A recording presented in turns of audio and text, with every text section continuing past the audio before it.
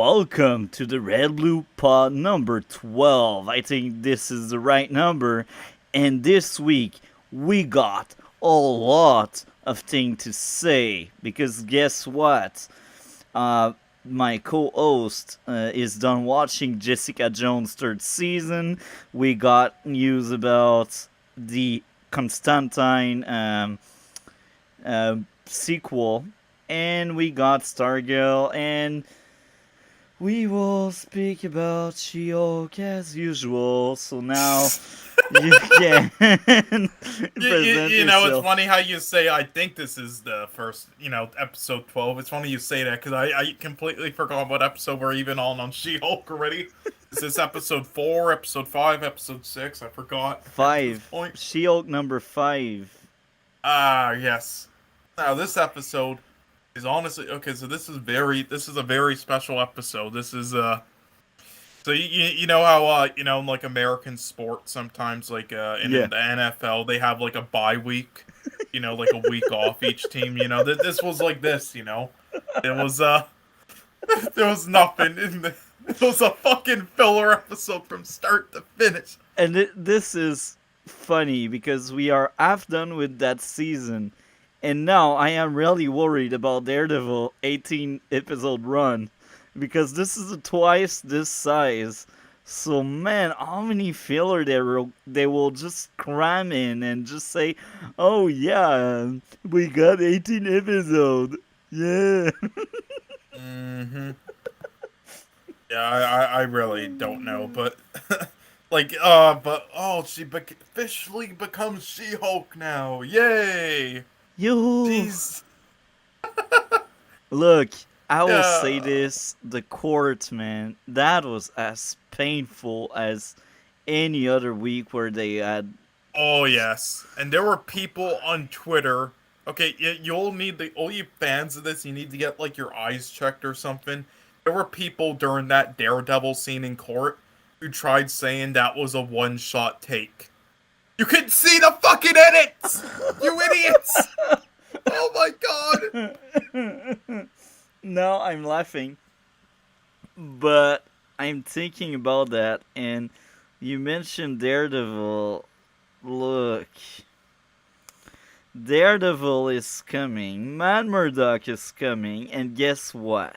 We will have a courtroom with them, an opposing team. And guess what will happen? Mm-hmm. Guess what will happen? Just guess it. I'm sure we are What? thinking about the same thing. What are you thinking when I say Matt Uh, Murdock versus Jennifer Walters? Who will win? uh, oh my god. Jennifer, Yo, look. don't make her win. Yeah, and that's funny because you know what they could do? They could actually be clever and leave at a moment where you don't know who wins the argument. So you're like, you don't know if she won or if he won. But that's not fun, We need more women to win their stuff. Yeah, yeah, yeah. So you see, people are hyped and excited about Matt Murdock, but first of all, it won't be the good one we had in his own TV show that we will cover in the future. And second, it will be comic relief, and it will probably be bad sketch all around the place. Like, this is what I expect. Like, it will be terrible. Terrible. Yeah. I'm so worried about uh, that, for real. It's so sad. Like, they have that much money, and guess what? They cannot do it properly. And now, to not repeat myself 10,000 times, um, I will actually focus on the good because the bad remain basically the same each week. It's always like bad dialogue, bad acting, not fun. So we all know these things. Did you not see something worse than usual or something that is actually different in the bad side of things? uh, Sorry, could you repeat that? This is giving me dementia. This episode, thinking about it. Do you have the same issues that we already mentioned in the last 4 other streams Oh we yeah, covered? this that they have not improved on. And again, they literally said that it would pick up the pace in episode 4, and that ended up being the worst episode. And now episode 5 is literally a nothing burger. It's like, what the fuck? The What the bar literal scene. The bar scene. Oh my. Why? It's pain and suffering, bro. It's pain and suffering. Now, I will say this for once, even if the court was painful to watch, the outcome of it was kind of fine because they did plant the seed. So they had somewhat of a competent writer telling, yeah, Shehulk is her name because she used a Tinder account or something, match something, and she met people as Shehulk. So because of that, it's somewhat of a decent outcome, but everything in the courtroom outside of that outcome was so awful to see. Oh my. Like, is it really Titania, the villain? Is she really the villain of this show? Like, what makes her villainous outside of being mean and attacking a courtroom in the first episode? She doesn't feel like a villain. yeah, I don't know. This is just, Now, I will admit, I think it's at some point in the court, I actually had 2 smile. So now we are 5 episodes in, and my smile count is at 9. So I see them trying. They fail, but I see them trying. And I actually had a laugh, but I forgot where. And yeah. this is rare. At this point, I don't know. With this show, this is rare it's happening. Right now, my laugh count is at 2, and we are 5 episodes in. And this is a comedy. Oh my. Oh my. Anything else, like, to add how they will assassinate Matt Murdock next week? Oh fuck. I really don't even want to think about it. Like, this is just. I'm just like. I actually give up. They're gonna fucking probably. Yeah, you know what? I have to ask, do you think they're gonna make some disabled because, you think they're gonna, like, be hypocritical again and make a disabled joke and then not a joke about her? Yeah. Yeah, they will. Trust me, they will like do some kind of bad joke about disabled people, and it will be so forced that people will rant about it. Trust me, that won't be a good one. I can tell they have something in their sleeve, and since so far it's atrocious, I expect it to be really bad. People, man, I don't get it. How can you defend this show? How can you enjoy this show? And this is funny because the other day, I was watching a live stream from a content creator I respect a lot, and he was basically saying people that 8 watch actually like the show. In my mind, it's like, what? Look, I'm not really into I 8 watching. hate that. I absolutely hate people who say that shit. Yeah. Okay, listen. All right, I review things, even if something's bad. I'm gonna or I think it might be bad. I'm still gonna review it or give it the chance. And if it is bad, I'm still gonna finish it and then say what I think about it. I'm not just gonna. All right, if every person who's just like, if you don't like it, don't watch it, or people who hate watch it actually, enjoy. If that was the case, then there would be nothing that poorly received in the world. All right, everything would just be positively received. All right, and that's terrible for the world. Yeah, Don't do that shit. And that's funny because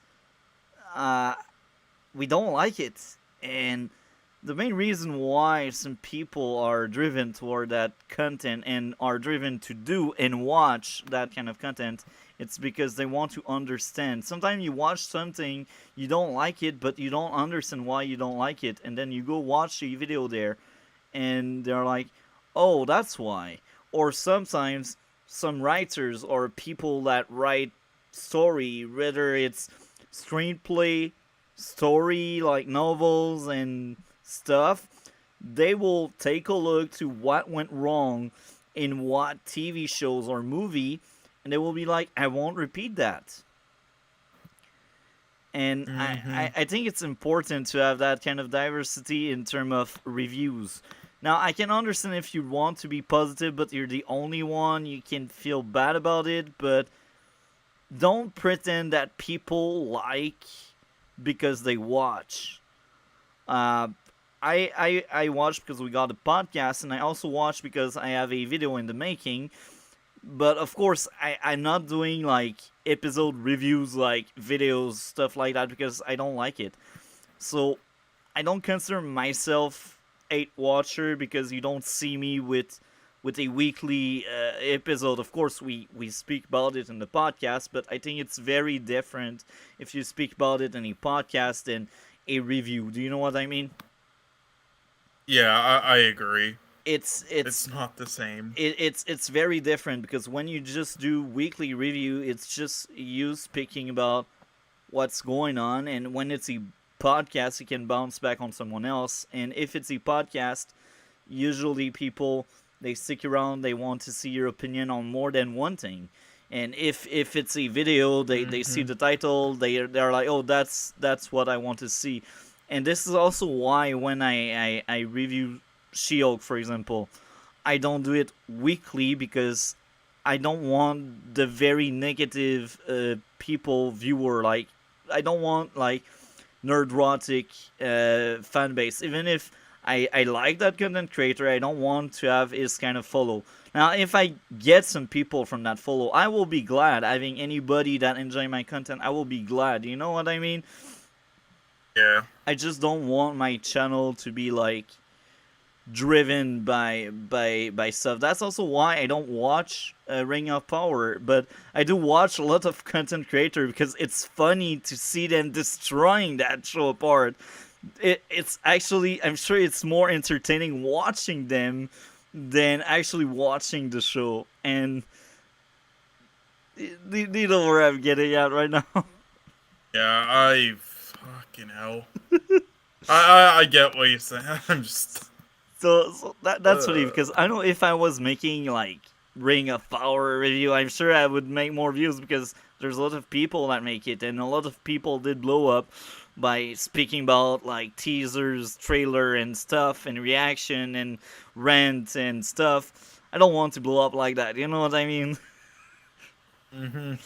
So anything to I found a tweet that actually just perfectly sums up this show for me. Let me show you here. I want to see that. We may show it in the stream. I will take a look. Uh, I'm opening up the second screen to see in the second screen what's up with that, you know? Second screen. Oh, I want to see that. Now you're laughing. I want to see that. I won't wait about the other screen. I will just show it. Better Call Saul. read the text. Oh, okay. I will read the text. Please, second screen, wake up. Well, hmm OBS is messed up right now. OBS is messed up. it was basically the joke is it's a tweet somebody made. Yeah, there are there's a She-Hulk bench and a Better Call Saul bench. And And and there are grades in between the bench on the She-Hulk bench, so it's anti-homeless, but the Better Call Saul bench doesn't have it. So they posted it as like yeah, fuck She-Hulk. anti-homeless She-Hulk bench, pro-homeless Saul Goodman bench. Oh yeah, support Better Call Saul. See, so this is why you support Better Call Saul instead of She-Hulk. I understand that meme now. Yeah, she hates the homeless. Oh, this is clever. I like it. I like it. That's genius, man. Anything to add more? What would be the graduate gift to this episode? This is a 2 out of 10. I do not give a fuck at this point. Uh, I just, yeah. Daredevil did not save this. Nothing will. Um, this is done already. There's what, 9 episodes in this show, Yeah, we are half done with it. And that, you know what and is the over most. half done, and it's Yeah, all bad. So yeah. it's failed. You know what is the most funny thing in this? Usually I don't give a crap about the end credit scene. I just don't watch it. And here I was like, maybe they will tease some cameo of Daredevil, so I actually sticked around, and there was no end credit scene. I was like, are you kidding me? Usually I skip that crap because I don't care. The only time I care, there's nothing for me. Are you kidding me? Did I wasted like 5 minutes of credit from people that don't know how to make a good show? Did this just happen? They don't even know how to make a good post-credit scene. Jesus Christ. Man, okay, this episode I gave it a 3 out of 10 because the only laugh I had was probably by the actor playing just Shigara, the only guy that is not a jerk but is on the run. Do you know what I mean? Like the only guy Yeah. at the office. Like I think he's the one I know what you that mean. that gave me the laugh because the actor is actually good. He's doing something Yeah, with the bad yeah. I mean, yeah. script. That was all right, I guess. Yeah. So because I had a laugh, I give it a 3 out of 10. Having a laugh, Nice. shield, bro. One laugh. Yeah, I mean, that's how bad we're getting. The one laugh, 3 out of 10, because the show's that bad. Yeah, right now this show is like about a 1.5 or 2 out of 10 overall for me. Like this is just because even though like on average of what I'm rating the episodes, this show's a 3 out of 10. But on but average, yes, on average with the episode ratings, but I don't just rate it on that. I rate it just like the overall presentation as yeah. well, and that's like a 1.5 out of 10. So this is like a 2 out of 10 show right now. It's Right like now, I the think we reason are why similar on that. the reason why some people like it again because they don't branch out enough to understand that this is such a bad, poorly executed show. They're closed off and they just basically watch films like it was a pretty damn solid entertaining film, but they only watch films like Bullet Train when they do just the ones that are like advertised at the very front in theaters, and then they go home and watch their MCU stuff and their MCU shows and their Disney Plus. They Yeah. don't branch out, and they probably haven't even seen Jessica Jones. Yeah, and that's sad because Jessica Jones, despite the flaws, it was actually good overall. I think if you place all three seasons together, despite a really bad second season, I think overall season 3 is kind of good. It's kind of good. I recommend my friend on watching if they have not. And I don't do that with every show, and I do that because this show is short, and I do think overall the show is good despite a second season that is kind of bad, you know. And Hmm. now, do you Which one you want? want to do next, Stargirl or? We will actually do Arrival next. So Oh right. in the order, we got She-Hulk. We just did She-Hulk. After that, we got Arrival. Yeah, well, I'm guessing you want to do Jessica Jones last, maybe since it's the I longest, or do you want to do Stargirl last because you probably like that the most? Actually, in the order, it's Arrival, and then it's Jessica Jones season 3 because it's still a bit behind, and Stargirl, and then the last point is Constantine sequel. I know we spoke a bit about it off stream, Yes. but we will still address it because it's like running around. People are speaking about All that. right. So Yeah. that's the order. So Yeah. Oh, by the way, Arrival. one thing I will ask you: did on like the last stream we do of 2022, did you want to do like a top 10 films and TV show list you've seen this year at the end of it? That That's something that could be interests you. interesting. That could be very interesting. That's funny because I was thinking about something similar. Like I kind of stole the idea of MSK like doing season with my stuff, but I will only number the episode and basically episode 24. So like next year Hmm. or maybe actually by the end of this year, season one will be over, and Nice. I, So what you're saying is you have more episodes with less filler than She-Hulk already. yeah, Nice. yeah, exactly. You see, this is all we do. Irony, Disney, we do better job than them. Yeah, better job than Kevin Feige. Well, anyway, yeah, we could definitely talk about that. But But yeah, Arrival. tier list, man. We will do a tier list for episode 24, a tier list of the season we have seen. For sure. And for episode 25, which is like a season premiere, we will do a tier list of the movies. So we will do TV shows and then movies. I think it's more fair to separate both of these because it's really hard to Oh compare yeah. like a 2 hour masterpiece to a 14-hour masterpiece, if you know what I Yeah, mean. that is true. And yeah, all I'll say though is my list at the end of the year will definitely be a lot different because I watch a lot of stuff that other people don't, and I watch a lot of like independent and also like international Yeah, films. yeah, So yeah, that will be interesting just to see the comparison. yeah. That looks interesting. I'm looking forward to see that and to do that, and that will be great. So, Arrival. I let you start with that. Uh yes. So Arrival, um I'll be on when I first watched this in theaters. So here's the thing, I try to obviously it's never a good thing to like have expectations for something going into a film. But there are the odd times where that happens, where humans, with how our brains works, and that did happen when I first saw Arrival. So I didn't love it or like it as much as other people did because I was and still am very into like the scenario of if like aliens or like another species made contacts with us on the earth, and all those ideas went through my head, and then a lot of them they didn't use, and also mainly because it wasn't as much about that the stuff that I wanted. So because of that I left a bit disappointed when I first saw it because I was an idiot and had thought it's never good to do that going into a film. Just Yeah, it takes the story it's gonna tell, and then rewatching it a few years later though, yeah, I thought it was excellent.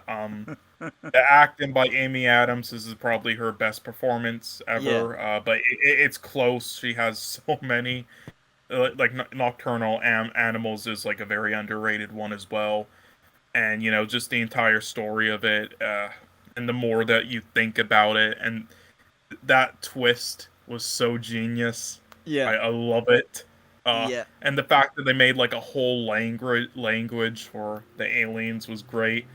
Uh, yeah, like this is like a grounded, like I don't know what you thought about it, but I thought in my mind you might like this a lot more than others because it's a sci-fi film, but also very grounded, like yeah, Nope was kind of. So, yeah. yeah, what did you think about it? I enjoyed it a lot.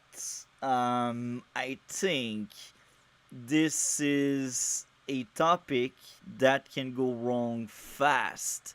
Alien meeting humans. That's some kind of cliche. That's some kind of dream you have when you think of sci fi. And I think the way they did it in this movie was great. It exceeded my expectation. Well, I had not really expectation there because I was like, he likes lots of movies, so I won't expect anything. Do you know what I mean? Like, what I mean by Hmm. there is you won't make me watch a bad movie. That's what I meant. Like, I know Yeah. what I'm going into when you recommend movies. Oh yeah. I mean, even films that like you might not be personally into, again, like Dune or The Lighthouse, it's at least like a well-crafted film. Yeah. I'm not gonna recommend you like She-Hulk. Exactly. That's my thought process. So I kind of knew from the get go it was going to be good, and this one surprised me a lot. I will start off with my issues as usual. Hmm. The first one, uh, Amy Adams and Jeremy Renner. I don't know their name. I don't know anybody name, but that's just me. They take off their suits at some point early in the movie when they Yeah. meet the alien.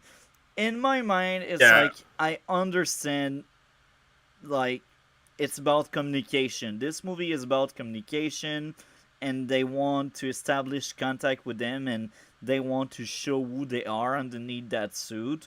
I get it. I like the idea, but I think it doesn't make sense because they are on unknown ships and they are told to wear these suits. So in my head, no person in the right mind would do that kind of stuff, even if it's the right thing to do. Because in this case, it's the right thing to do.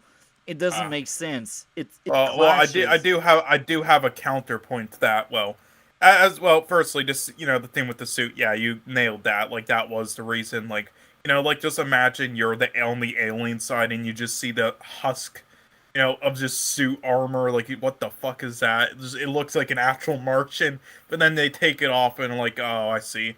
And like yeah, it's a little like illogical on like yeah for somebody to do that. However, we've seen it many times. Like again, she, like they obviously didn't know like how much of a risk it would be, but it's people in every like work environment. They eventually like take those risks. Like there'll be somebody who try to take one for the team. Whether it goes right or wrong, they'll do that. And if they have like a hunch, or hint, feeling, Yeah, whatever you yeah. call it, I and know what you mean. yes, and the thing with like the thing I would say is like Chernobyl. It's like Yeah, logically at the time people because I'm just saying like as another example like at the time like people they should have known about the radiation and stuff and all the people who like went there without any suit in person just like up yeah, and next to it and on the bridges they all died from radiation eventually yeah, and cancer and stuff the majority of them but and that could have been something that was the case there as well, even though there's a glass thing behind them. It's like it's a whole new territory. We don't know what it will bring to humans. Maybe they get sick from just the yeah. atmosphere So beside them. Who knows? But I would say that's just kind of like how the human brain works. So they don't really it's we've seen it across history so many times. So I mean, logically, when we sit there and think about it, I agree. But I think with like how humans are and in that scenario, I think it makes sense personally. But that's very interesting. You bring it up. But yeah, continue. I think it also makes sense because Amy Adams' character is depicted as very reckless. Like she's willing to do whatever it takes, even Hmm. if it's really risky. She takes risk. Most of the time they pay off, but they are risk nonetheless. So I understand that part of the character, and I kind of like that this issue is also some kind of strength at the end because it's still an issue for me. It still took away points at the end, but it's not the same kind of issue as, let's say, pacing, where you just get rid of some pieces of something to get it better. I think it's really hard to improve that thing by taking away that issue I got, Hmm. Yeah. But Also, I will say the characters' name are Jeremy Renner's is Ian and Amy Adams is Doctor Louise. yeah, But yeah, and Louise and Ian, I'll say. and I think Louise is very reckless. She is depicted reckless many times in the movie, and I think that's fine. So even if it bothers me a lot that someone has the balls to take away the suit, you see, I understand where they are coming from and why they did that. I fully understand. So the second issue is right after that. We all know she took off her suit, and the same goes for Renner. And this is funny because when they go back at the base, they do some testing, but she's not isolated, she's not in quarantine, and they say themselves, we don't have results yet. So what if she has a virus and guys don't know it? The entire base is infected right now. So do you know what I mean? Yeah, that That part, like, bothered me so much. It's a military base. They are cautious. She went reckless and AWOL, like she didn't listen to anybody. She just took off her suit, and then she come back in the yeah, base. Like, I understand she's cleaned and stuff, but you don't know what she has on the system. She went there without her suit. She's a risk for everyone. yeah, She should be yeah. isolated and quarantined. And I know, like, in military, you don't mess up with that, especially when you don't know. Like, Oh when they yeah, were I playing think with they me, definitely should have shown that, a scene like that. That part, with the taking a suit off and everything and coming back, I will 100% agree with you on like, there. Like they could have at least like showed a time lapse scene of yeah, her like like in quarantine for a week and then yeah, coming out, all things are fine, or have her just sectioned off from other parts of the military, like yeah. like security, when she goes outside with Renner and stuff, like just have them separated, like but the way they did it, yeah, that was a little It didn't feel like they were isolated. It didn't feel like they were in quarantine. They just felt like, oh, they came back. Apparently their result there, it's not there yet, but they look fine, so they are fine. It bothered me a lot because you don't know about lots of components in everything. So you're like, okay, yeah, that's a military base, everyone. Just go infect yourself with with nuclear stuff. Come back and infect everyone, poisoning stuff. You guys don't care. It's the military, guys. They yeah. don't Oh, care. but there was a glass border beside them, so that's secure. Regardless of the excuse, I don't give them a pass with that. Like, that may sound like a nitpick, but that bothered me. And I'm not someone that go too deep into critical mode. Like, I don't want to, like, find issue. If I find, I'm glad because that makes me better critique, but I don't go out of my way just to tear something apart. I don't want to do that because it's not faithful. I want to be as faithful as I can toward any product I review. So if that bothers me, I need to mention it. Even if it's a good movie I liked a lot, I need to mention it. Oh yeah. So these are the only two issues I had with the movie, and there's a long list of stuff I liked. Um, the music choice. We don't have that much music, but I do like the choice they did. The sound effects are kind of good. I like that whole atmosphere. That movie is about communication. I like that theme a lot. And that movie is interesting because they tackle communication on a right way. They deliver a good message because what if they were not able to communicate with the alien? By the end, before she Yeah. saved the day, they were about to blow up the alien, but the alien at the end they came in peace. They wanted to help out. But because they had some misunderstanding, well, that generated a Yeah, conflict that should and you not be see around. that's so realistic as well to humans, because literally it's like they just show them one word Yeah, in their language that's like war or something, or and then like old humans just like fucking start right, like they're that insecure, and like just blow them up, and the the aliens aren't doing anything. It's like that's so realistic to the human race. and it's also interesting because that plays also into the role of Louise. She is a teacher, and uh, she teach people lots of stories, and she is a linguistic, which is very interesting because you don't get to see on TV a linguistic being the main character, and you don't see them thrown in that kind of situation there because usually in sci-fi you like military people, they are the heroes. Sometimes you have scientists like Jeremy Renner character, but you don't see linguists often. And in war, linguistic is essential. You need to understand communication. You need to translate. You need to deliver communication. Hmm. Because if you don't deliver communication well, uh, your party will lose. this Yeah. is this is how war is. Um, Hmm. I also liked a lot that at first you think she is seeing flashbacks, but in fact these are flash forwards. I liked that so much. Hmm.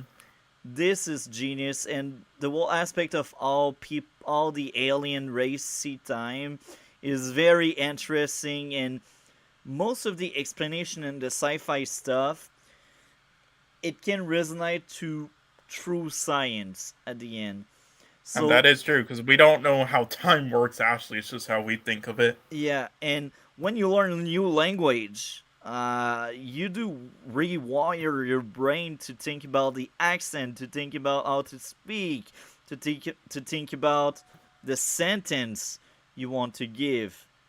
So at the end, yes, speaking and learning new language rewire your brain into something else.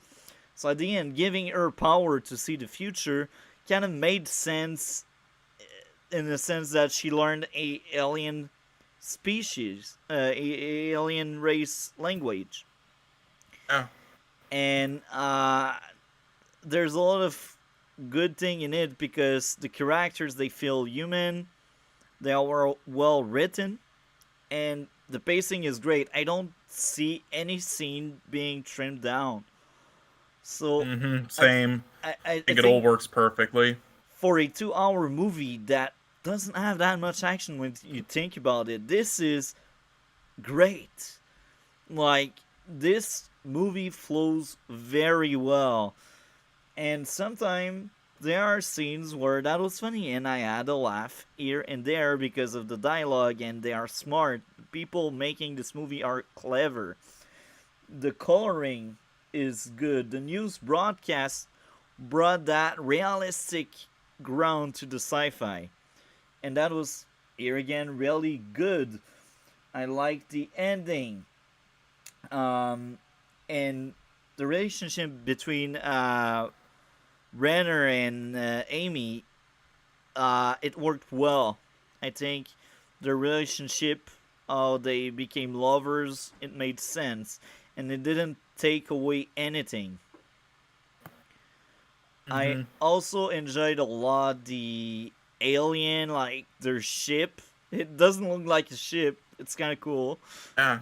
Yeah, like you don't even know like what quite what shape it is. Like it's so weird. It's like an illusion, and that's realistic, honestly. Because like, if they actually came down here and like, the UFOs we've seen before, and just like we don't know the technology, so it's to the human eye that's realistic as well. I also agree with like the love, like that's what I was kind of afraid of with the love interest there. Like it would just be pointless, shoved in, but it Yeah. wasn't. Yeah, and it felt natural, and they felt like two people that could get along and have kid together. Um, the generals when they had meeting, that was kind of cool, where they speak military stuff like how should we react, what our allies are doing and thinking. I also liked a lot the breakthrough. So they let you know the process of a linguistic trying to figuring out a new language. And what was also very interesting was the way that other country did help out.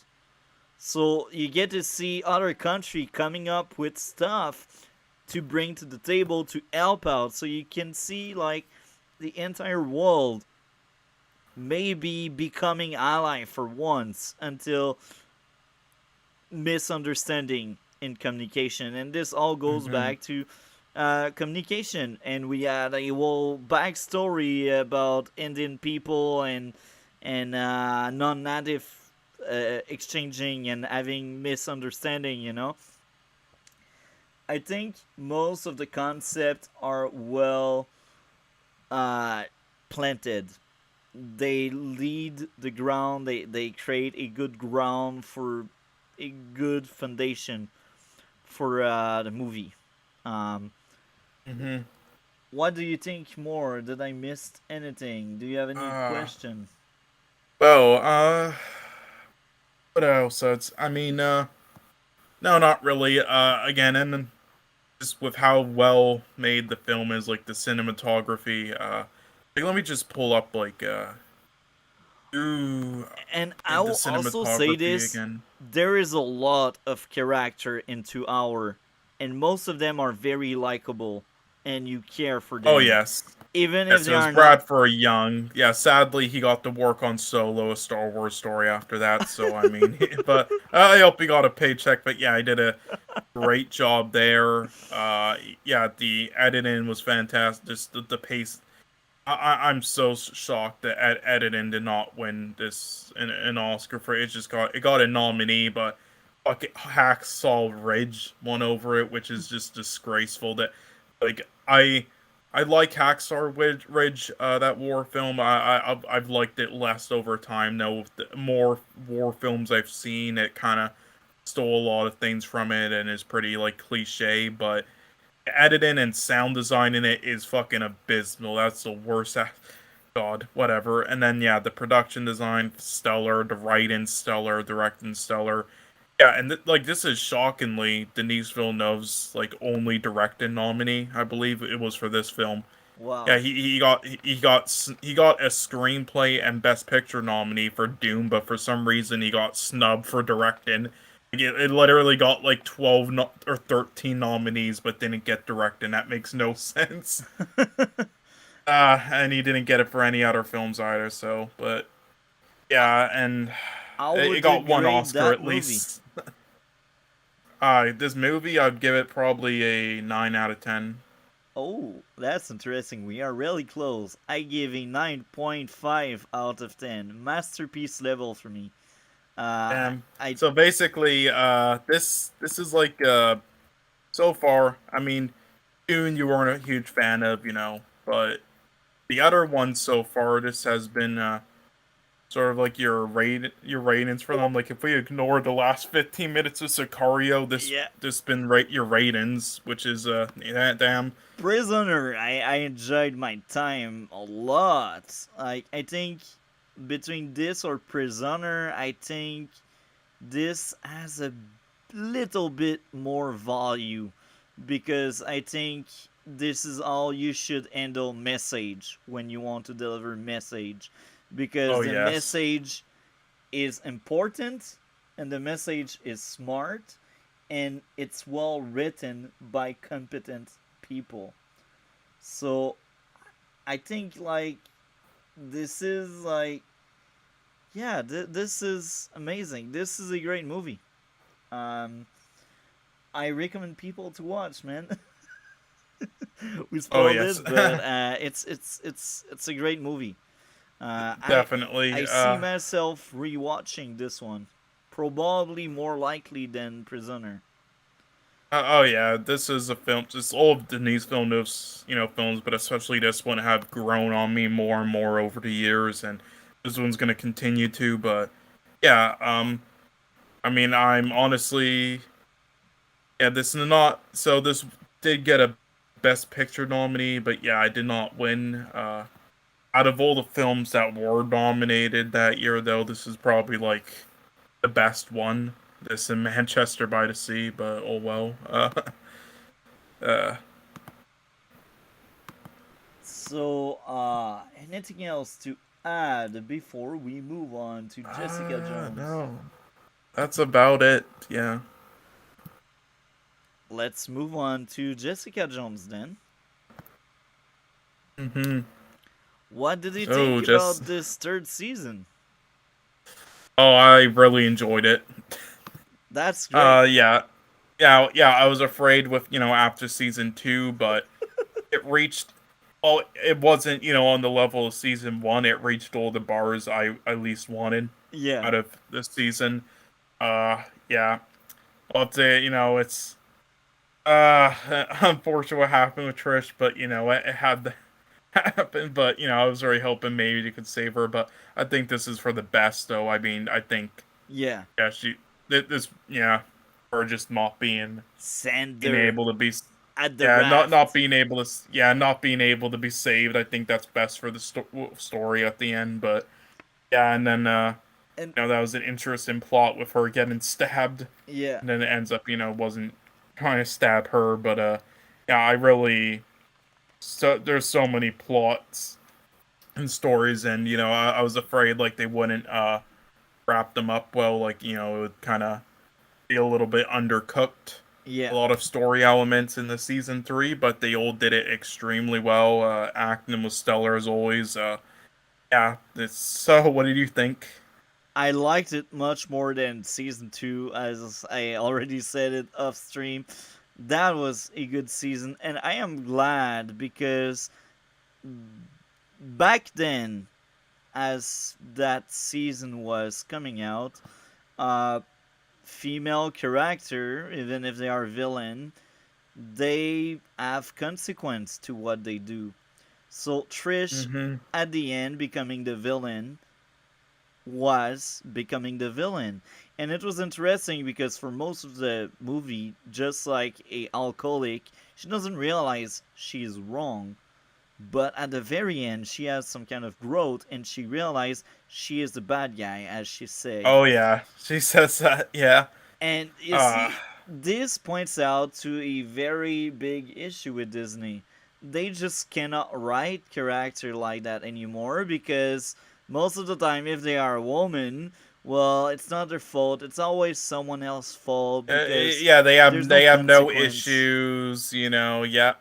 They, Yep, it's just one-dimensional bullshit, and or if it's a villain character, they'll just kill them at the yeah, end, yeah. or it's like, or they'll become good instead of just like So this. Yeah, like there needs to be consequences. Like this was the best course for them to take, and they executed it amazingly. and there's character growth, and this is great because season 2 felt hollowed for character growth. Outside of Jessica Jones, I don't recall much character growth. And okay, we will answer my first really big issue with season 3. The whole reboot, Jessica Jones relationship, only to end up with a new guy because a new guy will be a plot device. Oh my. Season 2 felt like, at the end, even if it was a weaker season, it felt like the show could have ended there because she had her happy ending with her new Hmm. boyfriend and like her stepson, you know. But then coming in season 3 because they don't know what to do anymore with her and they don't want to use the same actor as season 2 because they don't know what to do with him. They're like, oh yeah, let's make them break up because character growth, it's shit.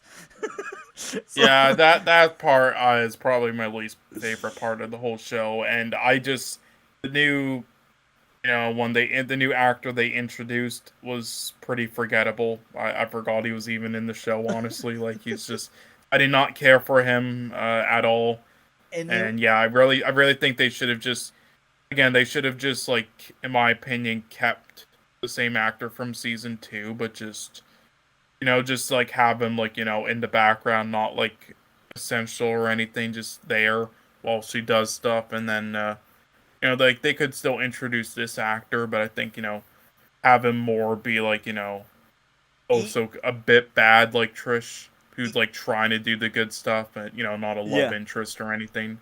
yeah, he was a big plot device. And here again, one of my big issue with this season is how people are just plot device to drag on the story and stuff. Oh Uh, yeah, there are so many moments. It's like we're arresting you or we're not. yeah, Oh my god, and it was like playing hot potato. yeah, and that's sad because I feel like the same story could have ended after 10 episodes instead of 13. And this bothered me so much because this reminded me of Punisher first season and second season. Second season, I actually tapped out really fast, but it's sad. Uh, characters that are plot device, like the mother, man. The mother was so obnoxious, just like season 2, but at least they, Yeah, but I mean, all the other characters are just plot devices and yeah, obnoxious. at least when she died, I actually started to care more about her because they showed another part of her they didn't bother showing before. And I was like, why? It's too late. She died. Why do you try so hard to give something else to a dead character? Like that's sad because I actually started caring for her when they started telling like other people experience with Trish mother. I was like, if I have seen that before she died, I would have cared for that character much more. And that character would not be just that annoying plot device I've seen since season 1, you know? In season 1, she was kind of fine because she had really small amount of screen time. In season 2, she was the worst part of it based on what I remember. And in season 3, she was here yet a very weak Link. So tell me, writers, why did you waited like 3 seasons to give her something else to do? You know, Uh, and I don't know. I think the pacing in some episode was really bad. But overall, I think the pacing still got much better with this season. Now, what do you think about the new villain, the serial killer? We'll speak about Trish after that. Uh, the serial killer. I. Uh, I mean, I would say I like the serial killer overall, but I did not like. I would say I liked him more in the first half than the second half. The second half it got a bit old and not like how it ended really, but it was kind of just like whatever, another plot device for Trish. I fully agree. This is funny because at first the serial killer was interesting. It was very interesting. But then the more I was getting him, the worse it was becoming. I was like, okay. When he was about to kill Jessica, that was actually a good scene when he wanted to kill her with the lights and when she faked being drugged. That's actually one of my favorite scenes because you can see how smart Jessica is and how she was able to read through the villain. And that was one of the best part, but outside of that, the back half with the villain was really heavy and really bad. Like it's not the actor fault because I think the actor was just doing what people were telling him to do. And on that aspect, I think he did good job. I think it was the script, the issue there. Mm-hmm. And Ogart, oh my, Ogart. That's her worst season. Hands down her worst season. The first season she had stuff like the Ogart. It's the girl with ALS, the lawyer with ALS. Um, don't you do you know who it is? If I speak about that, Sorry, what's that? Ogart, the girl with ALS, the Oh lawyer. yeah, yeah, yeah. Sorry, I was reading something. Yeah, what about her? Season 1, she was good. Season 2, she was kind of bad, but now she hit new lows. She hit new Yeah, lows. well, She is a I plot just don't device. understand. Well, I just don't understand the point of her character in this. They could take her out of the show and nothing would be lost, in my opinion. There's just Yeah. Well, it's she's a like plot I device. don't get the point of her like cutting back and forth to her. I just like they could literally just not have her in the show and just like have do something else, just with like no actual like forefront character and there'd be nothing lost really. Like just don't get the point of it. Just like the one new male character they introduced, I just She is just a trigger for stuff to happen. And that yeah. bothered me so much. I was like, that character has turned into shit fast with bad writer. Um, Now, Costa and the cop helping Jessica. How do you feel about that character? Uh, oh, the cop helping Jessica. You said. Yeah, Uh, I didn't mind the cop. What about you? man, it was great. And this is Yeah. funny because he is LGBTQ plus representation, but he doesn't feel forced as much as other show would because it's natural. It flows into like a subplot that is not that great, but it's the kind of subplot some people in real life have, and it didn't took over anything. It just gave him a reason to do other stuff, you know. Hmm. So Yeah. I I, I I mean, think what's your thoughts though on like actually sorry, you continue uh with the character. move on. What was your question? I'm curious. No, it's just I didn't want to interrupt your point with the one cop, but I just wanted to ask you though what you thought of like just the storyline with just Trish like they keep trying to frame like different people. She keeps killing each one by accident. Yeah, okay, Trish. Trish, I kind of liked at first she is more like a vigilante type. She's not really a superhero type, but she slowly turned into more of a anti-hero and then a villain and full-on villain. I liked it so much. I was glad they did something with Trish. This season did Trish much more than season 2. Season 2 destroyed Trish. Season 3, I think they actually did well with her. I liked her turning villain. It was interesting, and it was also to show us, the viewer, the way Jessica wants to become the hero, and she tried her best to honor like her mother memory. And even if like sometime Trish did wrong thing like killing Jessica mother, she did right thing back then.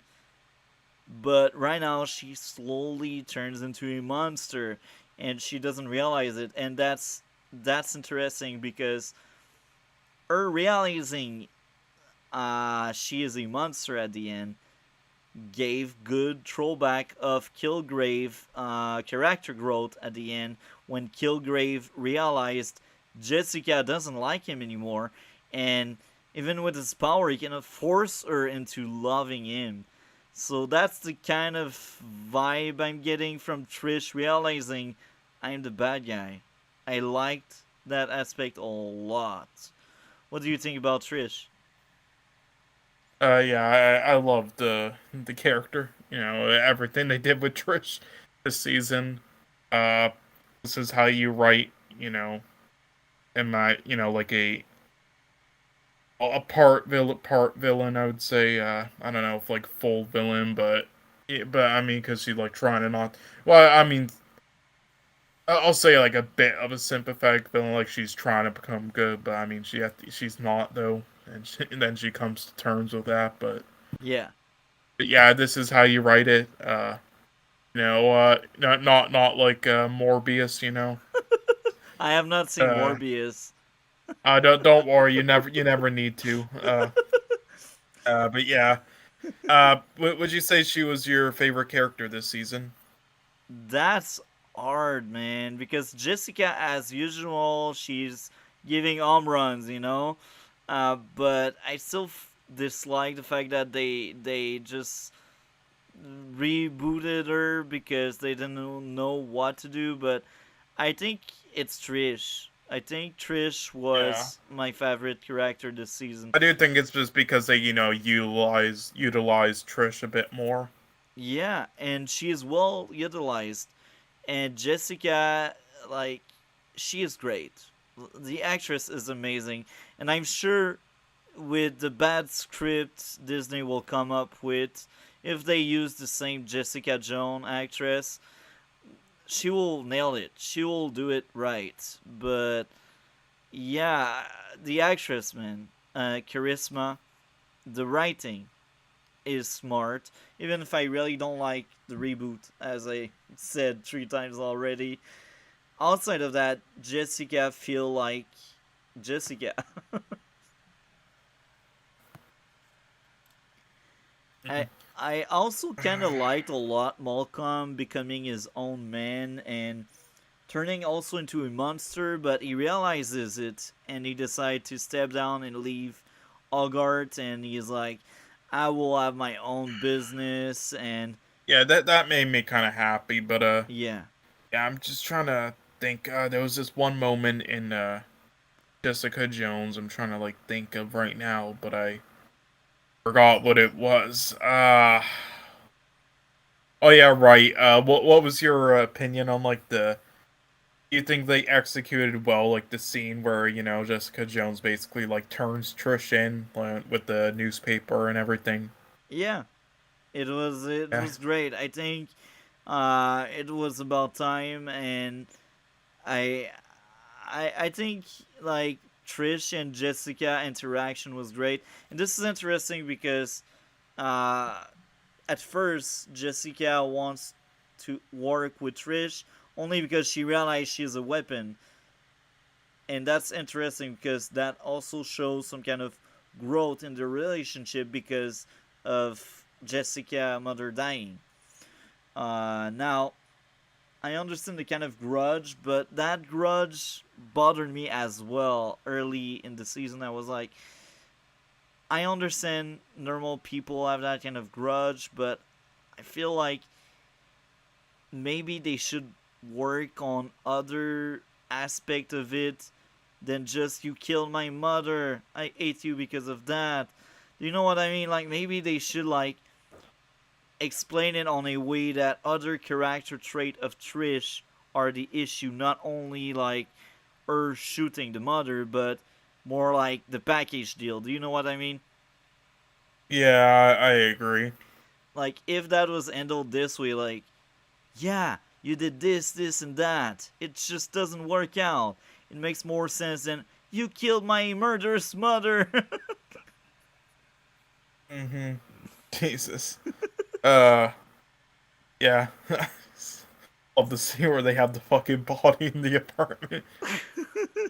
God. Anyway, I'd probably rate this like an 8 out of 10 overall, but That's what about interesting. you? 8.1. You know what? You It's know what? Like I was watching Agents of Shield. I'm actually done with all 7 season, and I was like, it's actually a little bit better than the third season of Agents of Shield. So I'll just give that point one. yeah, and overall I'd say the show is like around an 8.5, 8.25 maybe. Yeah, The first season was top tier, the second season like a 7, 7.5. yeah, This, yeah, 8, so yeah, around like a 8. That's 8.5 accurate I'll to give my it. opinion as well. So the entire Yeah. show is a 8. Yeah, well, around like an 8 to 8.5 around that mark, yeah. Yeah. So any closing thought on Jessica Jones' third season? And oh, so we guess we move on to Stargirl, which I'll be completely honest with you. You didn't I there like it. are parts no, there are parts of it I've forgotten, so you're gonna need to refresh my memory, but Oh, okay, I see. yes, but I know two, big things that like, well, three big things. Starman was already trying to like, Bowie or whatnot was trying to, now live his life, without kind of being Starman, I believe, and then Yeah, two, there was some more stuff with Cameron, and then three, it was the reveal of like, from last episode, yeah, what they were so distraught about. yeah.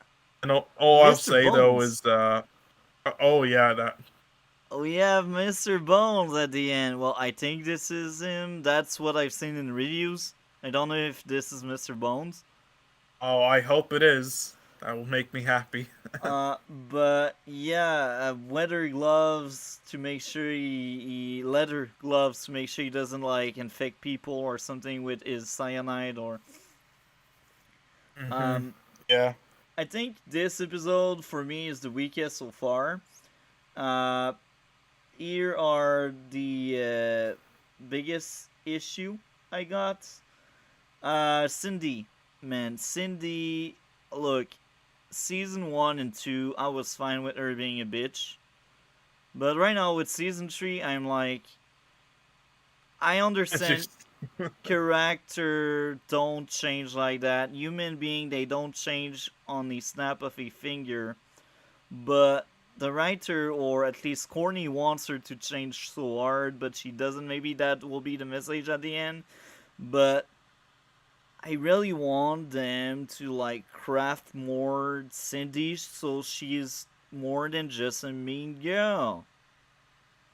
yeah, like Can I she her get that? character seems a bit one dimensional, just mean that's it. It's like there's not as much depth right now. Yeah, It can I seems like to get her. more than just this? Like, Yeah, hopefully we do, but yeah, I I mean, I would have to agree if this is because the last two episodes were so yeah, amazing. This is definitely the weakest one, but it's yeah, I still enjoyed it. it's still a very strong episode. Even if that's the weakest, Yeah, it's still very good. yeah. Um, All I have to say though is uh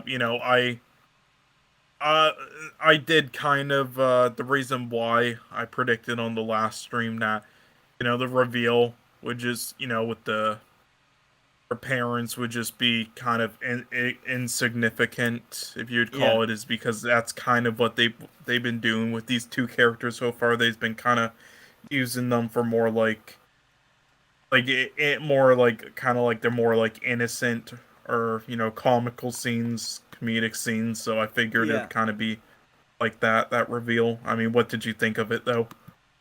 I like the reveal, and I will say this. This is funny because in one end of the spectrum, we get Cindy that barely change after 3 seasons. Look, it's a TV show. Like human, they take longer in real life to evolve. But when you make a show, you don't have like 60 years. You have like 5 seasons if your show is lucky. So this means you need to speed up a few things so your character change. So in one of the end of the spectrum, we got Cindy the Mean Girl since season 1. I had hope for her with the first 3 episodes. To be honest, I had hope for her, but with episode 3, well, I still hold a little bit of hope because I'm on Courtney's side. I really want Courtney to be right. But I think this is the feeling everyone will have. Um, Now, like at that end of the spectrum, we get Cindy, and the other end we got Tigress and Sportmaster. They did wrong thing in the past. That's a proof. You cannot say they didn't do it, and they were in prison for that. And they also Mm-hmm. explained how they are let loose now. It's a technical word. It's a loophole they were able to take, and you still feel like they paid, and you also feel like they changed because the perfect example is in episode 2 when Sportmaster was in his car with his baseball stick, and he really wanted Mm-hmm. to beat up the gambler, but at the end he just forgot about it and he left. So Yeah. this tells us Sportmaster right now is not the same guy as season 1. And the mother as well, even if they are still dark and edgy, they have good intention. And you can also tell like they still have like that colorful aspect of them, but you can see they really want to change. They want the best for their daughter. And what the villain girl, the principal Cohen in season 1 said, Bowen said, "Oh, your daughter will turn out to be a criminal because these guys are crazy." You can see that speech got through them because now they want to change, and they also want their daughter to be friend with Courtney, so Courtney influenced their daughter to be better. So in that end of the spectrum, I think Sportmaster and Tigress are doing amazing. It's what I wanted from them. We are in season 3. Season 2 barely had them in it, and that's fine because they were in prison at that time. And they were not really needed to the plot. But here it's frenemies, and they are needed to the plot, and they actually work on them, so they change them. So I'm torn apart because they do what I like, and they also do what I don't like at the same time. Yeah. Cindy, I don't like. Sportmaster Tigress, I like. So, the other issue, plot convenience. Mike overhearing everything. Now, Hmm. I know you will say, "Oh, plot convenience happened in stories," but Well, I mean, it's just I don't. Again, like with how the world is, I mean, like a lot of just your everyday life, there are plot convenient. There are like conveniences. I mean, so I don't care as much as long as you like, as long as it's like it's the only way to do certain things, and it's like you don't like overuse it and just get lazy with it, and it's the thing I'm least worried about. But if you overuse it, or it's like there's something where you definitely could have easily done something else, then yeah, it's a flaw. And right there, I do think that's a bit of a weakness there. you see, my issue with that, like, the whole idea was for Courtney to know Cindy, like, went in her back and, like, kind of poke her in the back. I like the idea of Courtney knowing it. So there's no long lasting secret that I ate and I don't want to see anymore. So I'm fine with this. But this could be done a better way. And the idea in this episode is for Starman to, like, adapt and become a role model, a father figure for Yeah, Courtney. kind of like put away the Starman thing more and just become So Sylvester kind of. what I suggest is he will go straight to her and tell her Cindy came to me to tell me this, and I will do that. So now it's no more a plot convenience that Courtney knows what Cindy is up to. Do you know what I mean? It's easy fix. Snap a finger. Now I know that that kind of scene is before the whole speech with Pat, but you can move scenes around. I do think, like, you could have moved that scene elsewhere to make it work, or maybe not. I'm not directing. I don't make a script, but anyway, I'm sure they could find a way so everything blend well together. Uh, Now my two issues are out. What are your issues with this episode before we move on to the positive and the good stuff? I mean, those are my issues are pretty much kind of similar to yours. I wish got a bit more of certain characters in this episode. I do think just Which character would have made the uh job? I don't know, just in my opinion, they kind of like spent the same amount of time with the characters from last episode instead of changing it up a bit, which I wasn't a huge fan of. I wanted them to change it up a bit here, and I just how do I say we talked about how like this week's She-Hulk episode was nothing but filler. Out of all the Stargirl episodes, this one was a bit of kind of filler in my opinion, just because Ooh, there wasn't much that leaded anywhere. Like the other ones were, setting things up, but this one it's it, interesting. it It's kind of just interesting. reached the dead. They kind of like reached a dead end at points in the story. Some story elements in this episode, but other ones, we kind of already got from the last two episodes. So It's that's just me. it's interesting. I can understand where you are coming from, but here's what I think why it's not filler. Well, we got Mhm. that great Pat and Sylvester scene where Sylvester basically tells, well, Pat tells to Sylvester, look, Courtney thought you were her father, and when she found out her true father was a jerk, she was broken. Don't let her be broken again. Be better than this guy. Be a role model. Be a father figure like me. So that scene there is essential, I think, for Sylvester changing into a better hero, because at the end, instead of picking the staff by night and breaking the rules, he actually went with his light instead of the staff, and he followed the rule. So I think that episode was centered around Sylvester, and it's not really filler because Sylvester is important to this season, and he is really important to why Stargirl is the way she is right now, because she thought Starman was that superhero and she was looking forward to become like him, and in season 1 she thought she was not on the level. The other thing, uh, the parents, Sportmaster and Tigress, you get to see another aspect of Tigress. She is socially awkward. It's crystal clear, and we kind of knew it before, but now the emphasis is bigger. You can see people are giving so much pressure to her, and Barbara is just there to help her out. The mothers helping themselves out. So I think that episode was as important as the other episode. But here, that's my take.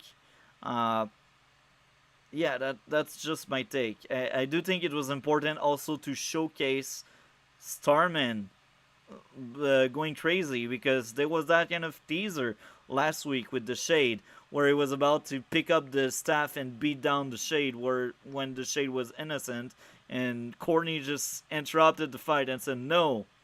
This time around Courtney is not around, so Starman is just like going crazy and go fight with the Sportmaster and Tigress. So I do think that episode was important, but here again, that's just my take. Now, um, Yeah, I think you kind of explained it well. I mean, like I get like those are important like character development throughout the season. I just like in the last two episodes though there were more things like introduced or I thought it was kind of like mostly the same stuff this episode. So again, I wouldn't call it like a filler episode. It's just the least like but if there were to be one though, and this would probably be the one so far. That's all. But yeah, anyway, you can continue. there's also a slow burn story with Cameron maybe turning bad, and there's a potential seed for a conflict between Rick and Cameron, which is very interesting. What do you think about that? Do you think they will fight? Maybe I don't. Honestly, I don't quite know about that, but I mean, Cameron is ice power, is it's uh, Icicle Junior.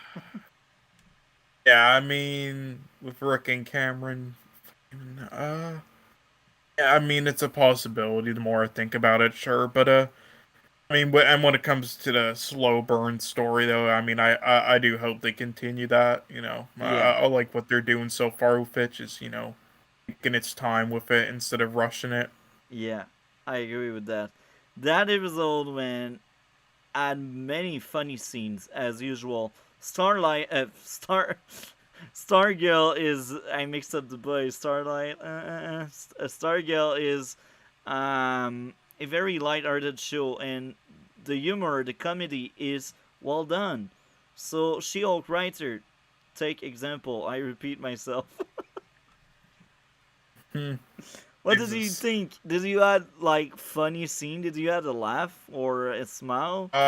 Yes, unlike She-Hulk, Penny is just like the last two episodes. Right, that one tease scene from the last two episodes alone was better than everything single scene in She-Hulk so far. All right, now, Do you think Sylvester died? yes, Man, me too. Because he's not a regular. He was just a recurring character, so he died. yeah.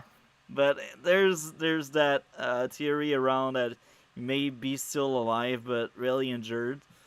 But I think they killed him, man. I think they did. I don't buy it. Otherwise, I don't.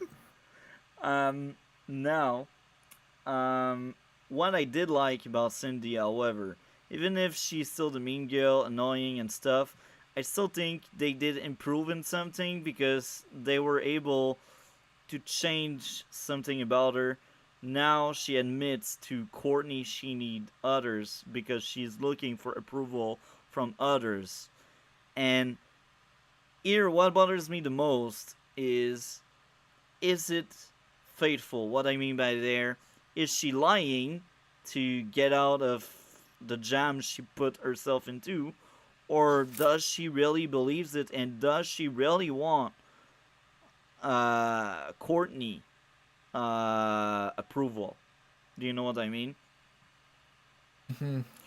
Now, if she really wants Courtney approval, and if they prove me that's what she wants, I will enjoy Cindy much more because this is not the Cindy from season one. But if she's just lying because this is the best getaway from jail card, I will be bothered so much. Yeah. I mean, do you think uh do you think either in like this season or the next? Well, actually, this is like the last season, isn't it? They probably. Uh, Basically, what I heard is they left it open for future season, but they still closed pretty much everything. So it's very Okay. possible it's the Oh, last one, but they will do you still think? leave the door open. Yeah. Oh, okay. I see. Well, because I was gonna ask, like, do you think like? I mean, I'm sure, like in the end, yes, Cindy and them, will fully gain all their trust and become completely good. But one cliche they usually do, with, characters that like this is at least one of them will like die at the end. Do you think they'll do that with Sydney or like one or both of her parents or something? Maybe I think the most likely to die are Sport Master and Tigress. I think they are the most likely to die because this season so far it feels really centered around them. Yes, their bits is towards Cindy, but here's the thing: if Cindy dies, outside of Courtney, who will be affected? Courtney, of course, she will be affected because she did her best, but Bet she is on board because Courtney is on board. She doesn't really hate Cindy, but she doesn't like Cindy. Cindy has no friend that we know of. Cindy has no parents. Um, Cindy is basically aided by Rick and Yolanda. They really hate Cindy. So if she dies, what can affect only Courtney? And Courtney is the main character, so it's important that some character dying may affect the character. But here's the thing with Courtney, there's so many other trigger you could pull, like Sylvester dying. It's the perfect example. Bang. You change Courtney because Sylvester died. So you don't need Cindy Mhm. on top of that to die, if you know what I mean. Yeah. And with a Sport Master and Tigress, either one of the two will die, so the other one is affected, and Artemis will be affected as well. Because Artemis, she likes her parents. It's obvious. If both dies, like, this will affect Artemis. And here's the thing Artemis is a supporting character, but she needs some meat at some point. So if her parent dies, that will be the meat she needs. Courtney doesn't Hmm. really need that meat because she can get it from so many other characters around. So I think True. the most likely to die is Tigress or Sportmaster or both of them. And Yeah. this is also why they want you to care so much for them because they want to redeem them and they want you to feel something when they die. Yeah, they probably are gonna die. Yeah. Yeah, that's the most. That's the thing that makes the most sense in everything. What do you think about that, new? Yeah, I think that's probably the best possibility. Again, it's gonna be, them or Sydney, but I don't know if they'll think.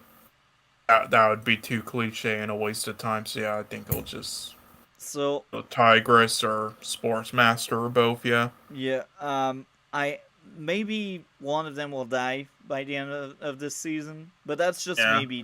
They are most likely going to die. They are much higher in my list than Cindy for sure. Um, Maybe Yolanda because she transformed into Brainwave, but even there, I think that could be season 14. Because if season 3 is not the last, I guess season 4 will be. Because here's the thing, they're on some kind of clock where they don't know if they will get renewed under the new regime. Hmm. I do think because now it's a fall show instead of a summer show, it will get a bit more boost and a bit more viewer than usual. But I think the biggest issue is it's a less known property and it's also not really advertised around. People don't really know this show, and CW has such a bad tracking record. Let's be honest here. They have a bad tracking record, and some people think, oh, it's just like the other CW show. And as a CW, well, I should say Arrowverse, because I don't really watch other CW stuff. As a Arrowverse fan, I attest and I can tell Stargirl is beyond that. It's much better, but other people won't really bother about it. They won't really investigate what's going on with that.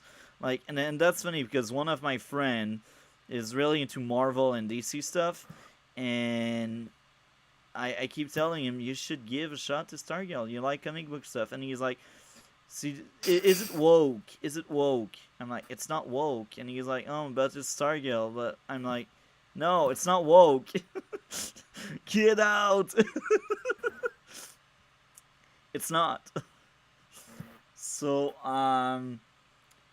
yeah, Hmm.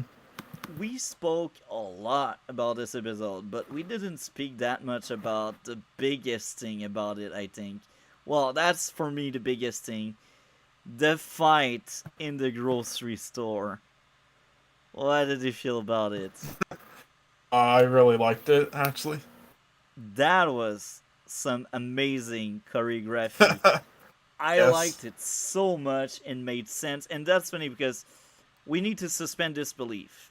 This is a comic book TV show where people can lift trucks, and where we have a monster that can resurrect, and we have like Eclipso that can make dream worlds. So even if the acrobatic are really like over the top, I think it follows well the tone of the show, and it's a comic book TV show anyway. And I'm pretty sure in comics, sometimes they have panels where they just jump around the way they did in that fight scene. So I think if we suspend a disbelief at that point, that fight is amazing. One of the best the show ever did. It was one Yeah. of my favorite. They blew up the store, man. What other show do that kind of stuff? And the build up of it, uh. like the build up of it last week with Starman wanting to beat down Shade, and then this week with like the reveal that Sport Master and Tigress hide something and they are blackmailed and stuff. So we just have like not Sylvester fighting like these two, and this fight also proves my point and show the viewer that Sportmaster and Tigress are no more the character they were in season 1. Because in season 1, trust me, they would have killed Sylvester. In that 2v1, they would have killed him. Like at some point, like Hmm. Sylvester is captured by I think it was Tigress. She was holding him, and she didn't kill him because she was like, I will let him live because I'm no more like that. She didn't say it out loud, but that's obvious. That's the reason why she let him live. And this was also to show us that Sylvester is turning into the villain. And this led to one of the best scenes. We already spoke a little bit about it, but the scene where Pat tells Sylvester, "Look, We need to be role model. We need to be father figures for Courtney.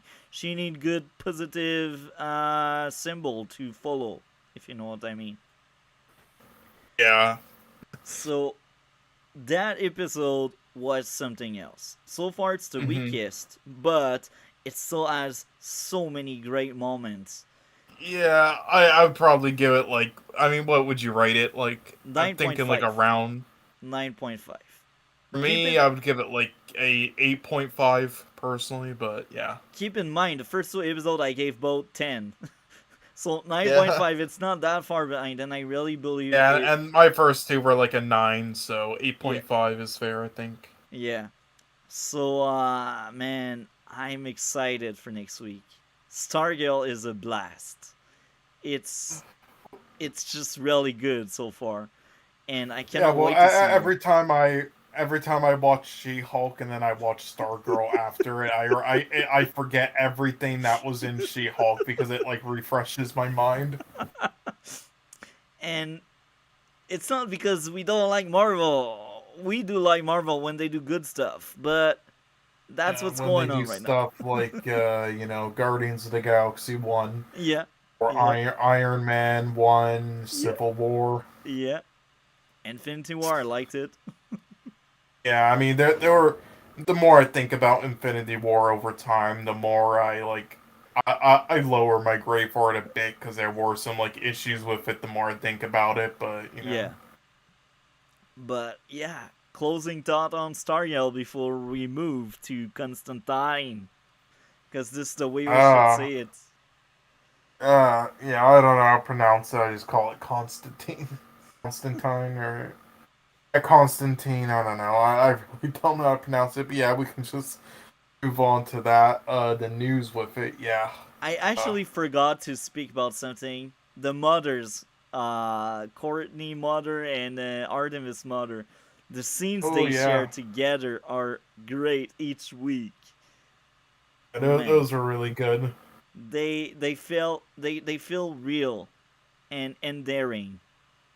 It's just great. And at the end, when Artemis mother is basically going at the co-worker Barbara as the bad co-worker, and she's like, "You will be nice to my friend." It was like that's dark, but that's funny. Yeah, it's great at the same time. Yeah. And that's my cup of tea. You see, this is funny. This is beyond She-Hulk. This is what Hmm. happened when you have competent writers doing good Yeah. writing. Let's not even like put those two shows in the same sentence. All right. Sounds like a plan. So, let's move on to the movie news. So, are you excited about the sequel to Constantine? Would say. I mean, it's interesting. I mean, here's the thing: the first film I thought was all right. Like, it's between below average to all right for me. I enjoyed it though, but I mean, there are a lot of things I liked about it, but there are also a lot of flaws, honestly. And Keanu Reeves is just he's not Constantine. Like he does he's not the character. Sorry. I agree.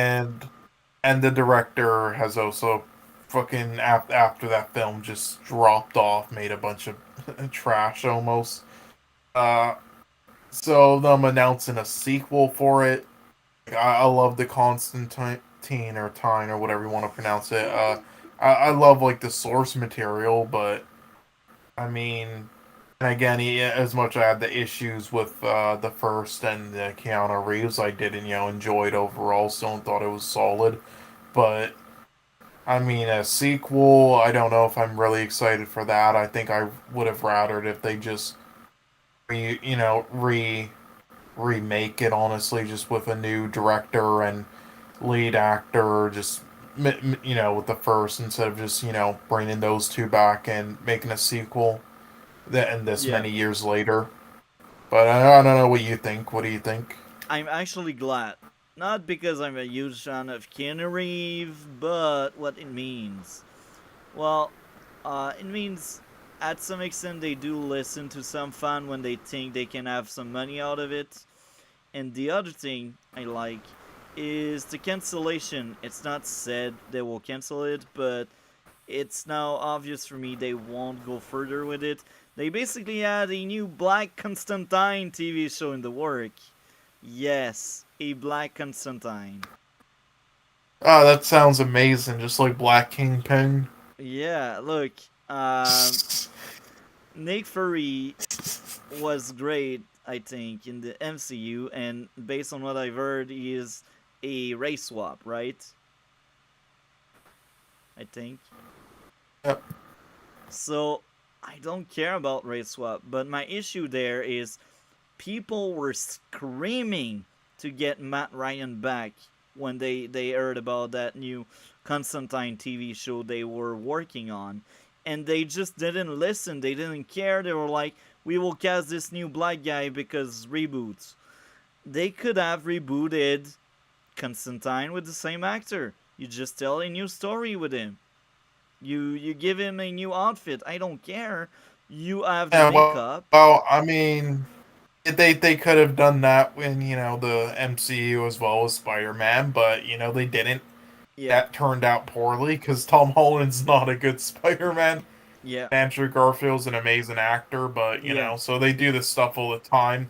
It's like they just want to fully move away from something, and it's like even if there's like good aspects where the actors were good, they still want to move away from it. It's weird. But here's the thing: if fans are screaming for something, don't you think you should listen at some extent? Because, man, you don't really get where I'm getting at with Matt Ryan because you have not really seen his TV show. Even if his TV show is not that great, we will eventually cover it. It's a short TV show anyway, and it's worth watching at least Yeah. once so you see the actor in the role. And I think, as I keep saying, that Constantine, the character and the actor are on point. Lots of charisma. He is likable. He is funny, man. He is so funny, but in a way like it's dark humor. Is the magician, the dark art magician, and he's doing some dark jokes. Like he's always saying bloody hell, bloody, bloody, bloody, and he has these fun lines where he is very sarcastic. And Hmm. I will give a good example from Arrow because he did crossover once with Arrow in the worst season of Arrow, which is kind of sad. And at some point, Oliver asked Constantine, he's like, yeah, do you know about Damien Dark? Uh, Now Constantine is like, oh yeah, one piece of advice, leave town. See, that's the kind of Constantine. It's like, yeah, you're dead, bro. Okay. Go elsewhere, I'm excited to at least see his performance now. I mean, I don't have much hope for the show, but Like, especially because I've like never heard of the show, kind of like AMC shows. they But they kept Matt Ryan after that because basically the show was canceled because the network was like, yeah, that show's not that great. The actor's fine, but the show is not that great. It won't be renewed, and the show still had enough fan base, so there were petition out there to say bring back the Constantine TV show, renew the Constantine TV show, and at some point, I think it was like a year after the show was canceled, Arrow was starting its fourth season, the worst season of the show, and we had magic in that season, and they decided to bring back Matt Ryan Constantine for one episode, and that was hands down the best episode that season had, and even if it was on the wrong season, one of my favorite episodes in the entire show, just because of Matt Ryan working well with the cast and being brought for that one episode long cameo that actually mattered because that was a really good plot line here and it was Mhm. well executed with flashbacks and stuff. And after that, people were like, we like Matt Ryan, so bring him back. So 1 year, actually no, 2 year later. So 2 years later, Legends of Tomorrow spin-off from The Flash and Arrow decided to have Matt Ryan back as Constantine again. And because people were on board with him, after a recurring role in the third season, he became a series regular for season 4, 5, and 6. 4, 5, and And 6 are godly awful to watch. But, trust me, just because Matt Ryan is around, it's a show. It's entertaining. Even if the show is godly shit at that point, because the first 3 seasons of Legends are good, but season 4 has so much wasted potential, but Matt Ryan is around. And this is funny because they knew people liked Constantine enough. He was like the focus of season 4, 5, and 6. And the issue was the writing around Constantine, just like his show. So he got killed off in the 6th season because they wanted to do a Black Constantine reboot. I was so angry when they did that. I was yeah, like, that guy has been in the role for like 5 years or so. he proved everything despite his bad shows he was in. Yeah, like And well, that is just sad. he But is pure magic. And even season 6, they did really dirty to him. But even if they made dirty his departure, there was something else there, and the writing in his character in that last season was actually really good despite the rest, like that subplot. If I Well, I will rewatch Legend. I will suffer through the entire season because I want to see Ryan again, and because I do YouTube content. But mhm. that subplot is the one I'm looking forward to see again because of Matt Ryan. Despite shit material around him, he sell it well. He is Constantine for me, and I was willing to give a shot to the black guy, but I was still very angry because I was like, Matt Ryan, everyone loves him. They asked for him, but the studio doesn't give a crap, and they want to recast. It's like, yo, you Mhm. gave 5 years of that guy.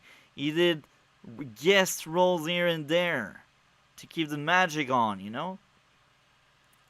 So, yeah, the best So part, that's Hollywood for you, though. You know they don't yeah, care about that one good actor in a bad show. They'll just leave them behind, sadly. and and that's funny because the actor has also some uh good acting chops. Because in season 7, of course, Constantine died, but they kept the actor around because contracts and because people still like the actor a lot, so they gave the actor a brand new character and he was able to nail it. At first, I didn't realize with the makeup and the character writing, I didn't realize it was Matt Ryan. It took me like 3 or 4 episodes. So I'm like, wait, it's Matt Ryan in another character skin. So I was like, oh, wow.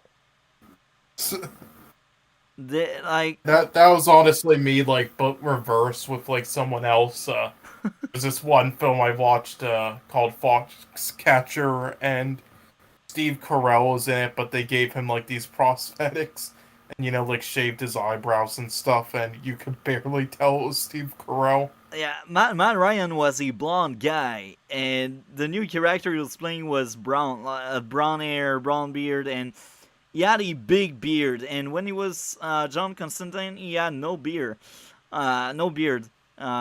Except in season 6, I think at some point they had him having one because the story and because they wanted to be silly. Um, Mm-hmm. but yeah, it was really different, like different clothes as well. He has this legendary trench coat, like in his show and season 4 of Legend. Season 5, it was depending on the topic. That season 5, this is where they started changing too much Constantine for me, but even there, I was still on board. Even when they were changing the character, I Mm-hmm. was still on board. So I'm still looking forward to see Keanu Reeve because I feel like if you got the right the right writer and direction, I think you can go far with that. It has more hope than a black bad reboot. It's sad to say, but that's what I feel, you know? Like, you cannot, like, just tokenize someone, like, say, oh yeah, representation. Like, if it end up being bad, it will tarnish black people in the role. Do you know what I mean? Mm-hmm. Yeah. Like, they will also say, oh, Matt Ryan was better. Matt Ryan was better, you know? People won't be happy about that, and I don't want that. Like, make new character. Um, I'm sure there's a lot of black character in DC, but they just don't want to use them. Mm-hmm. True. MSK brought up before about like that stuff. Like it always just leads to negative reactions usually, so that's why he doesn't like when they do it. Yeah. Like having a black Constantine. I don't know what your thoughts are on that, but yeah, usually just leads to negative reactions. Like I don't really care about that shit personally, but yeah. I also don't care, but if you do it, make sure you do it right. Make sure you Mm-hmm. have a good product. Skin is just a color. I don't give a crap, but I want good material. That's all I am asking. You see, Oh yes. Stargirl is aimed at young teenager girl, most likely. Let's be honest, but they nail at what they are doing, so they can appeal to everyone. I think I may be wrong on that, but because you did your job well, people are into it. They like it because you were good at doing what you were meant to do.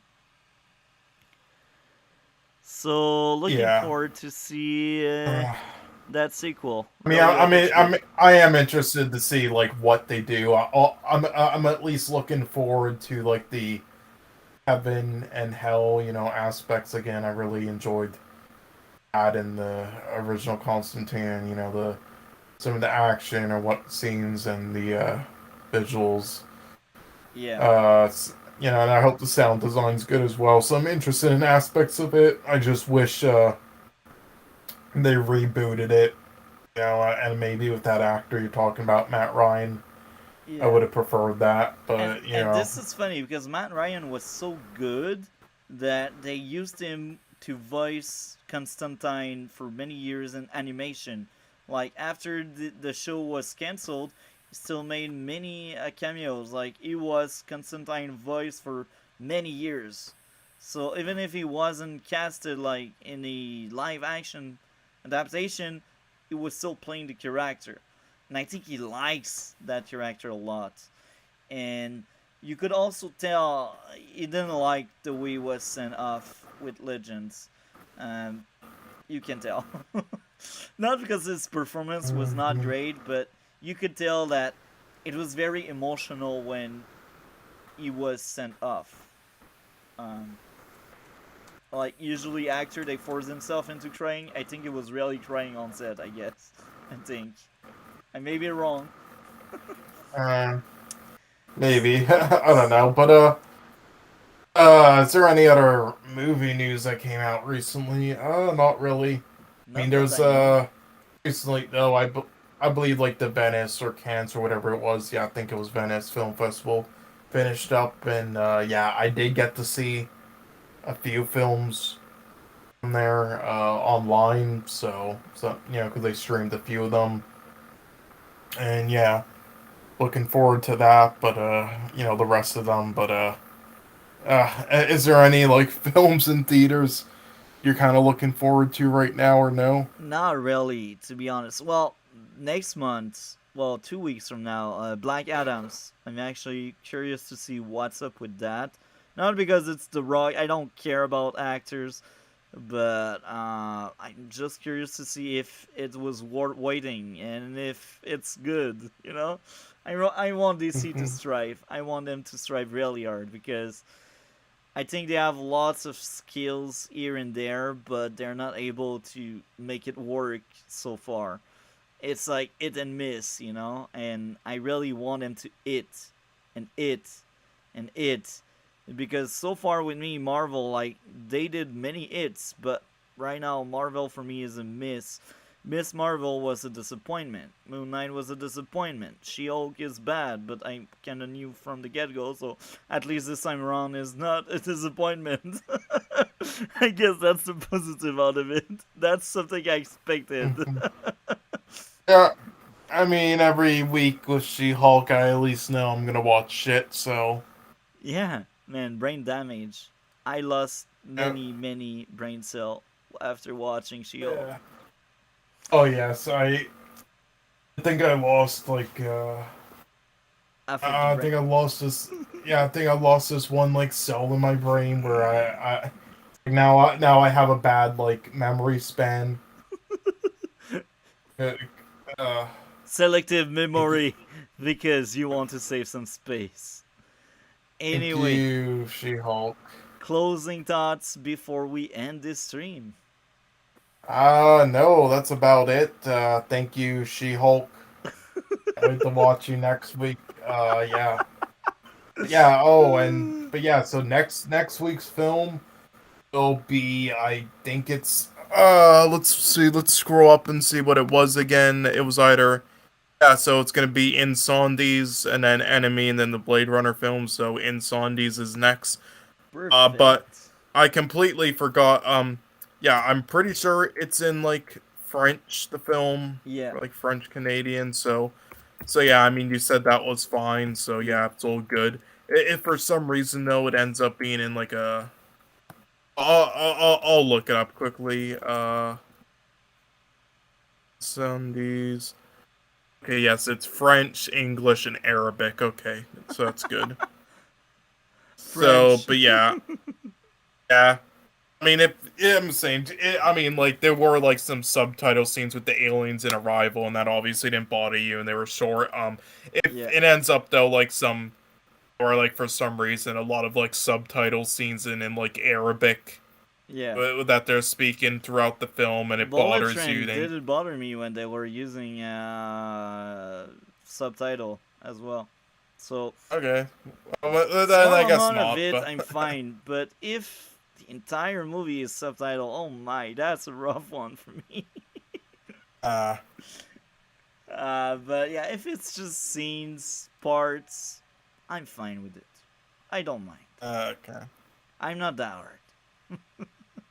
So thank you again for coming. I'm always having a blast. Our podcast is one of my favorite thing in my week.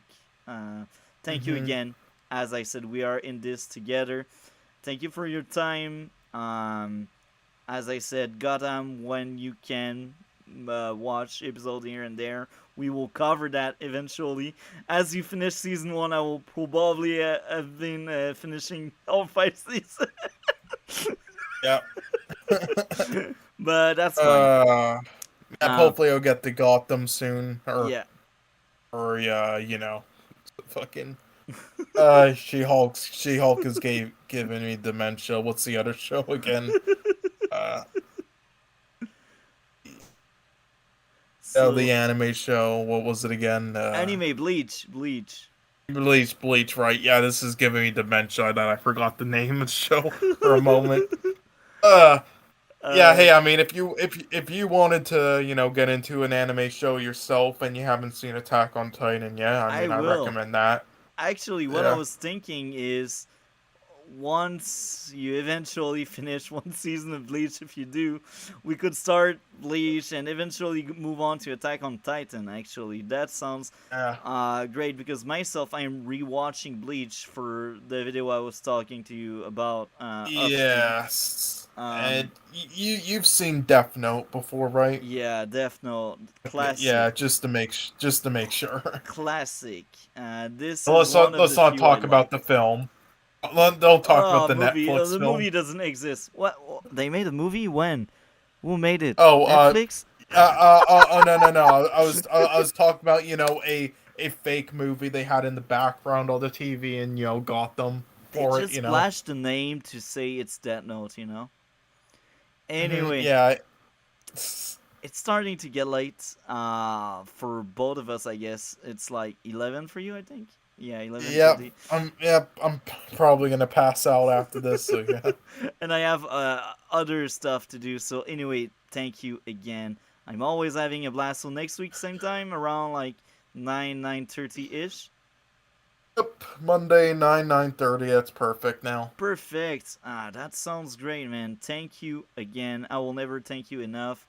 We had a blast. Have a good night, man. Take care.